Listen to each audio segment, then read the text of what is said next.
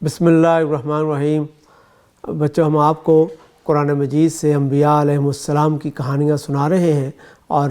اس سلسلے میں آپ بہت ساری کہانیاں پہلے سن چکے ہیں۔ آج ہم آپ کو حضرت موسیٰ علیہ السلام کی کہانی سنائیں گے۔ یہ کہانی بھی بہت لمبی ہے، جیسے کہ اس سے پہلے آپ نے حضرت یوسف علیہ السلام کی کہانی سنی، تو اس کو ہم ایک ساتھ میں بیان کریں گے۔ تو ہم حضرت موسیٰ علیہ السلام کی کہانی شروع کرتے ہیں۔ آپ کو یاد ہوگا کہ جب ہم نے آپ کو حضرت یوسف علیہ السلام کی کہانی سنائی تھی تو اس وقت بتایا تھا کہ وہ فلسطین جو اس زمانے میں کنعان کہلاتا تھا وہ مصر میں آ گئے، اور یہاں پر حضرت یوسف علیہ السلام حکومت کر رہے تھے، اور وہ ایک عرصہ وہاں پر رہے۔ اور آپ کو یہ بھی معلوم ہوگا کہ مصر افریقہ میں ہے، اور وہاں پر مختلف خاندانوں کی حکومتیں آتی رہیں، جیسے کہ دنیا میں اس زمانے میں ہوتا تھا۔ کہ اس زمانے میں تو آج جیسے ووٹ ڈلتے ہیں، الیکشن ہوتے ہیں، اس طرح تو نہیں نہ ہوتا تھا۔ اس زمانے میں جو قبیلہ یا جو خاندان بڑا ہوتا تھا، طاقتور ہوتا تھا، اس کی حکومت آ جاتی تھی، اور اس کے بعد ان کے آگے اولاد حکومت کرتی رہتی تھی، جس کو ہم بادشاہت کہتے ہیں، بادشاہ ہوتے تھے۔ تو یہ آپ کو پتہ ہی ہے۔ تو حضرت یوسف علیہ السلام جب مصر میں آئے تھے تو اس وقت جس خاندان کی حکومت تھی ان کو چرواہا خاندان کہتے تھے، ہکسوس وہ کہلاتے تھے۔ اور اس سے پہلے تاریخ میں ذکر ہوتا ہے کہ وہاں کے جو مقامی لوگ تھے ان کی حکومت ہوتی تھی، اور وہ اپنے آپ کو فرعون کہلاتے تھے۔ یعنی کہ جیسے بادشاہ آج کے زمانے میں کسی ملک میں وزیر اعظم ہیڈ آف اسٹیٹ ہوتا ہے، کسی ملک میں صدر ہوتا ہے، پریزیڈنٹ ہوتا ہے، تو اس زمانے میں بادشاہوں کے بھی مختلف نام ہوتے تھے۔ جیسے ایران والے اپنے بادشاہ کو کسریٰ کہتے تھے، اور روم والے اپنے بادشاہ کو قیصر کہتے تھے، تو مصر والے اپنے بادشاہ کو فرعون کہتے تھے۔ لیکن یہ فرعون یعنی کہ فرعون ایک بندے کا نام نہیں ہے، خاندان کا نام ہے۔ تو حضرت یوسف علیہ السلام جس دور میں مصر میں آئے تھے نا، تو وہ وہاں پر فرعون کی حکومت نہیں تھی، وہاں پر ہیکسوس خاندان کی حکومت تھی۔ وہ اپنے آپ کو بادشاہ کہلاتے تھے، ان کو فرعون نہیں کہا جاتا تھا، اس لیے قرآن مجید نے اس کے لیے فرعون کا لفظ استعمال نہیں کیا۔ حضرت یوسف علیہ السلام کے زمانے میں تو میں نے آپ کو بتایا نا کہ ان کی خاندان کی حکومت تھی، ہیکسوس کی، فرعونیوں کی حکومت نہیں تھی۔ تو پھر ایسا کوئی انقلاب وہاں پر آیا، کوئی ایسی تبدیلی آئی کہ جس خاندان کی حکومت مصر میں حضرت یوسف علیہ السلام کے زمانے میں تھی نا، وہ ختم ہو گئے۔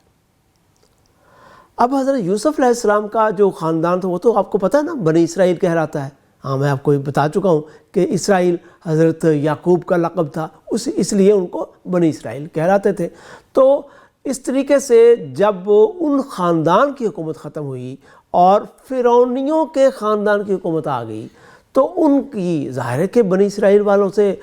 بنتی نہیں ہوگی، کیونکہ وہ تو حضرت یوسف علیہ السلام کے زمانے سے جو پہلا خاندان تھا ہیکسوس کا، ان کے ساتھ ان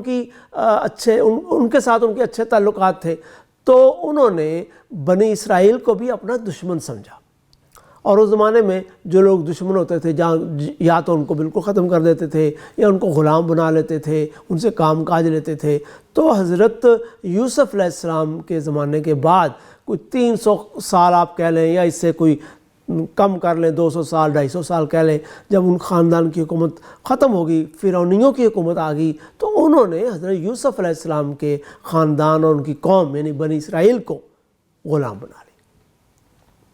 اور اس میں کافی عرصہ گزرتا ہے، ہم بہت ساری چیزوں کو آپ کو بیان نہیں کرتے، بہت واقعات ہوتے ہیں، لیکن جو ہم قرآن کے اندر رہ رہے ہیں نا، تو قرآن کی باتیں آپ کو بتا رہے ہیں۔ تو قرآن ہمیں بتاتا ہے کہ حضرت یوسف علیہ السلام کے بعد ایک سلسلہ رہا، ایک واقعات گزرے، اور مصر پر فرعونیوں کی حکومت آ گئی، اور وہ بنی اسرائیل کے ساتھ بہت برا سلوک کرتے تھے، ان کو انہوں نے غلام بنا لیا تھا۔ اچھا چلے، غلام بھی اس زمانے میں لوگ ہوتے تھے، مطلب کہ جنگوں میں لوگ پکڑے گئے، اغوا کر لیا، اس کو غلام بنا لیا، پوری قومیں ہوتی تھیں۔ جیسے انسان آج کل ہم بھیڑ بکریاں رکھتے ہیں، بھینسیں رکھتے ہیں، اس زمانے میں لوگ غلام رکھتے تھے، انسان رکھتے تھے، یہ اس دور کی بات ہے۔ تو انہوں نے بنی اسرائیل کے لوگوں کو اپنا غلام بنا لیا، لیکن اس کے ساتھ وہ یہ کرتے تھے کہ ان کو خطرہ تھا کہ بنی اسرائیل کی قوم کے لوگ اتنی بڑی تعداد میں نہ ہو جائیں کہ یہ بغاوت کر دیں اور یہ مل کر ہم پر فتح پا لیں۔ تو انہوں نے ایک قانون بنایا، بڑا ہی ظالمانہ قانون۔ وہ قانون یہ تھا کہ انہوں نے کہا کہ ہم بنی اسرائیل کے لوگوں کو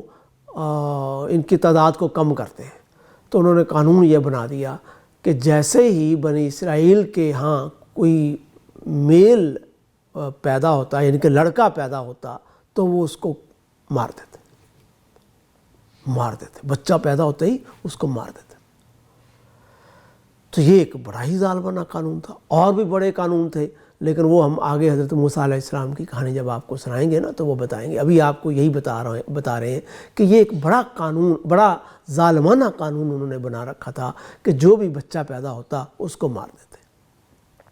اچھا، ہو سکتا ہے کہ آپ بعض ذہین بچے آپ میں سے جو زیادہ پڑھنے لکھنے کے شوقین ہیں وہ انہوں نے سنا ہو کہ نہیں جی وہ بچوں کو اس لیے مارتے تھے کہ بادشاہ کو، فرعون کو کوئی خواب آیا اور اس نے دیکھا کہ ان کی قوم کے اوپر بنی اسرائیل کا قبضہ ہو جائے گا، تو اس نے جب اپنے وزیروں مشیروں سے پوچھا کہ بھئی اب کیا کریں، مجھے تو یہ خواب آ گیا ہے، تو انہوں نے کہا کہ آپ ایسا کریں کہ بنی اسرائیل کے کسی لڑکے کو بڑا ہی نہ ہونے دیں، جیسے ہی پیدا ہو، آپ کو یہی خواب آیا نا، کوئی لڑکا ہوگا اور وہ بڑا ہوگا اور وہ آپ کی حکومت کو ختم کرے گا، تو آپ لڑکے کو بڑا ہی نہ ہونا دیں، جیسے ہی پیدا ہو ویسے ہی مار دیں۔ تو ایک یہ بھی بیان کیا جاتا ہے، لیکن یہ بات اس لیے تھوڑی سی عجیب لگتی ہے کہ بعد میں انہوں نے ایک دوسرا قانون بنا لیا۔ انہوں نے یہ قانون بنا لیا کہ جی بڑے بیٹے کو ہم مار دیں گے اور اس کے بعد والے کو ہم زندہ رکھیں گے، یا یہ قانون بنا لیا کہ ایک بیٹے کو مار دیں گے، اس کے بعد جو بیٹا پیدا ہوا اس کو زندہ رکھیں گے۔ تو اگر خواب کا مطلب یہ تھا کہ بنی اسرائیل کے کسی بچے نے ان کی حکومت کو ختم کرنا ہے تو وہ پھر یہ قانون میں تبدیلی تو نہ کرتے، پھر تو وہ سبھی کو مارتے رہتے۔ تو انہوں نے یہ تبدیلی کی، اس لیے شک ہوتا ہے کہ بات یہی درست ہے کہ وہ اس لیے بچوں کو مارتے تھے کہ بنی اسرائیل کی تعداد میں اضافہ نہ ہو جائے اور وہ ہم پر بعد میں آ کر حملہ نہ کر دیں اور ہم سے ہماری حکومت نہ چھین لیں۔ خیر، انہوں نے یہ قانون بنا رکھا تھا، جیسے بھی ہے قانون موجود تھا، یہ قرآن مجید ہمیں بتاتا ہے اور ان کی تاریخ بھی بتاتی ہے کہ ایسا قانون موجود تھا۔ اب حضرت موسیٰ علیہ السلام، ان کی والدہ کا نام تھا یوکبت، اور جب حضرت موسیٰ علیہ السلام پیدا ہوئے تو اب وہ گھبرا گئی کہ ان کو پتہ تھا کہ فرعون کے سپاہی یا ان کے جو بھی جاسوس انہوں نے محلوں میں چھوڑے ہوئے ہیں وہ فوراً بتا دیتے ہیں کہ بھی فلاں گھر میں بچہ پیدا ہوا ہے، اور وہ اس کو پکڑ کر لے جاتے تھے اور مار دیتے تھے۔ تو حضرت موسیٰ علیہ السلام کی والدہ یوکبت جو ہے ان کو بھی یہ بڑا خوف تھا، بہت ڈر تھا کہ ان کا یہ بیٹا اتنا پیارا بیٹا ہے، اتنا اچھا بیٹا ہے، تو یہ بھی فرعون والے آئیں گے اور ان کو لے جائیں گے اور ان کو مار دیں گے۔ تو وہ بہت فکر مند ہوئی۔ انہوں نے پہلے تو چھپا لیا، لوگوں کو پتہ نہیں چلنے دیا فرعون کے لوگوں کو کہ ان کے گھر بیٹا پیدا ہوا۔ یہ لوگ کرتے تھے اس زمانے میں، ظاہر ہے کہ انہوں نے اس ظالمانہ قانون سے بچنے کی لوگ اپنے طور پر کوئی نہ کوئی طریقہ ڈھونڈتے ہوں گے، تو انہوں نے بھی اس کو چھپائے رکھا۔ لیکن وہ سوچا کرتی تھی کہ کب تک میں چھپاؤں گی۔ تب اب ان کو یہ تو پتہ نہیں تھا کہ یہ ان کے گھر میں جو بیٹا پیدا ہوا ہے یہ کوئی عام بچہ نہیں ہے، اللہ تعالیٰ نے اس بچے کو آگے موسیٰ بنانا ہے، اتنا بڑا پیغمبر بنانا ہے۔ تو اللہ تعالیٰ نے حضرت موسیٰ کی والدہ کو یہ وحی کی، وہ فرشتے کے ذریعے کی، ان کے دل میں ڈالا۔ یہ ہم قیاس کر سکتے ہیں، ہم خیال کر سکتے ہیں کہ کوئی بھی طریقہ اختیار کیا ہوگا، اور ان کو یہ سمجھایا کہ آپ کو جب بھی اس بات کا خطرہ موجود ہو کہ کوئی آئے گا اور آ کے حضرت موسیٰ کو لے جائے گا، تو آپ ان کو کسی صندوق میں، کسی چیز میں رکھ کر آپ دریا میں ڈال دیجئے گا، اور پھر اللہ تعالیٰ خود ہی اس کا انتظام کرے گا کہ بچہ محفوظ رہے گا۔